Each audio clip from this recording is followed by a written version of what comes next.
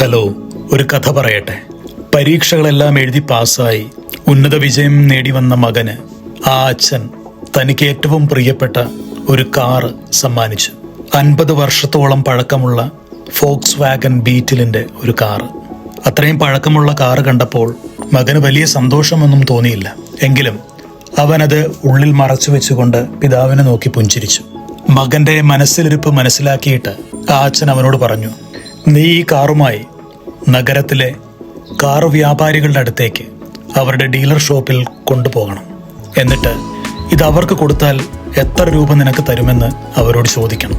അച്ഛൻ്റെ നിർദ്ദേശപ്രകാരം മകൻ കാർ ഡീലറെ കാണാൻ പോയി.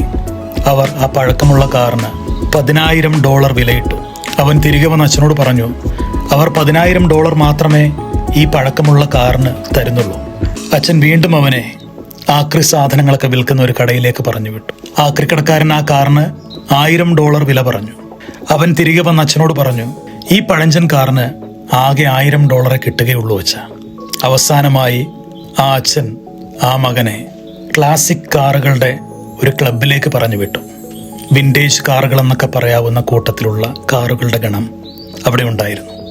അവിടേക്ക് കൊണ്ടുചെന്ന് ഈ പഴയ ഫോക്സ് വാഗൻ ബീറ്റിലിന്റെ കാറിന് അവിടെ ഉണ്ടായിരുന്നൊരു മനുഷ്യൻ $1,00,000 വില പറഞ്ഞു.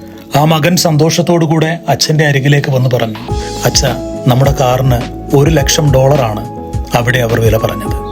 ആ മകനെ അടുത്ത് ചേർത്ത് നിർത്തിയിട്ട് ആ അച്ഛൻ ഇപ്രകാരം ഒരു മറുപടി പറഞ്ഞു, ശരിയായ മനുഷ്യരും ശരിയായ ഇടങ്ങളും നിന്നെ മനസ്സിലാക്കും, വിലവയ്ക്കും.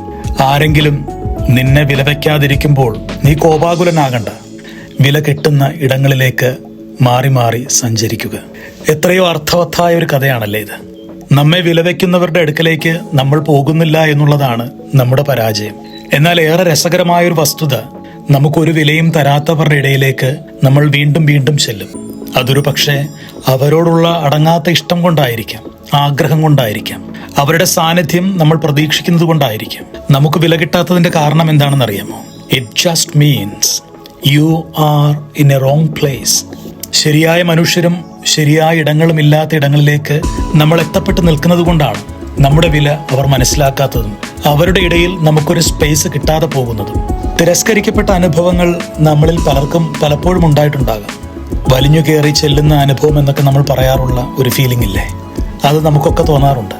നമ്മളെ വിലവയ്ക്കാത്ത ഇടങ്ങളിലേക്കെന്നും ചെന്ന് നമ്മുടെ സ്വന്തം വില നമ്മൾ കളയരുത്. ഒരുപക്ഷെ നമ്മുടെ സാന്നിധ്യവും സഹകരണവും സ്നേഹവും ഇഷ്ടങ്ങളുമൊക്കെ ആഗ്രഹിക്കുന്ന അനേകം മനുഷ്യർ നമ്മുടെ ചുറ്റുപാടുമുണ്ടാകും.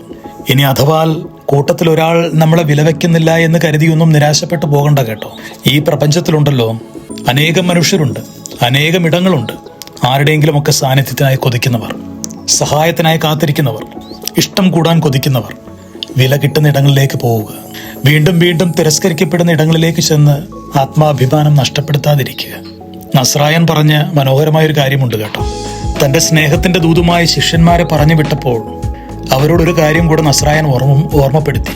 നിങ്ങൾ ഏതെങ്കിലും നഗരത്തിലോ വീടുകളിലോ ചെല്ലുമ്പോൾ അവർ നിങ്ങളെ സ്വീകരിക്കാതിരിക്കുകയാണെങ്കിൽ ആ നഗരം വിടുന്നതിന് മുൻപ് നിങ്ങളുടെ പാദത്തിലെ പൊടി നിങ്ങൾ ആ നഗരത്തിൽ തട്ടിക്കളയണം. എന്തിനാണെന്നറിയാമോ? വരുന്ന ആളുകളിൽ ആ പൊടി ഒരു അടയാളമായിരിക്കും, ഒരു സാക്ഷ്യമായിരിക്കും അവർക്കെതിരെ. അത്ര വില അവർക്ക് കൽപ്പിച്ചാൽ മതിയെന്ന് തന്നെയാണ് നസ്രായൻ ഉദ്ദേശിച്ചത്. എല്ലായിടങ്ങളിലേക്കും ഒന്നും നമ്മൾ ഇടിച്ചു കയറേണ്ട ആവശ്യമില്ല. നമുക്ക് നമ്മളിൽ തന്നെ ഒരു വിശ്വാസം ഉണ്ടായാൽ മതി. നമ്മൾ ആരാണെന്ന ഒരു ബോധ്യമുണ്ടായാൽ മതി.